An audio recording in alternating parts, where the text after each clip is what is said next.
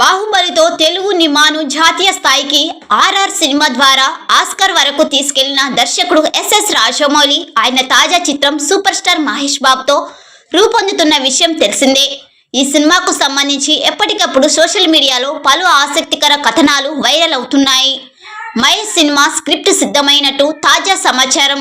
తన గత చిత్రాల కంటే ఇంకా భారీగా స్థాయిలో ఈ సినిమాను రూపొందించే ప్రయత్నాల్లో ప్రపంచ దేశాల్లోని తెలుగు సినిమా సత్తా చాటేందుకు రాజమౌళి జాగ్రత్తలు తీసుకుంటున్నారు.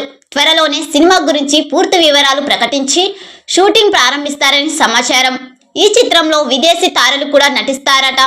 దీనికి సంబంధించి ఓ కాస్టింగ్ ఏజెన్సీ చర్చించినట్టు తెలిసింది. హీరోయిన్ గా మన దేశానికి చెందిన నటిన ఎంపిక చేస్తారా లేక ఇతర దేశాలకు చెందిన వారా అని దానిపై ఇంకా స్పష్టత రాలేదు.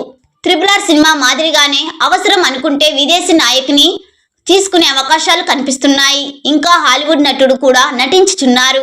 ఇప్పటి వరకు SSMB 29 అనే వర్కింగ్ టైటిల్తో వ్యవహరించేవారు. కానీ దాన్ని SSRMB అనే వర్కింగ్ టైటిల్గా ఖరారు చేస్తున్నట్టు చిత్ర వర్గాల్లో వినిపిస్తోంది. సినిమా టైటిల్ ఏమిటనే దానిపై రకరకాల పేర్లు వినిపిస్తున్నాయి.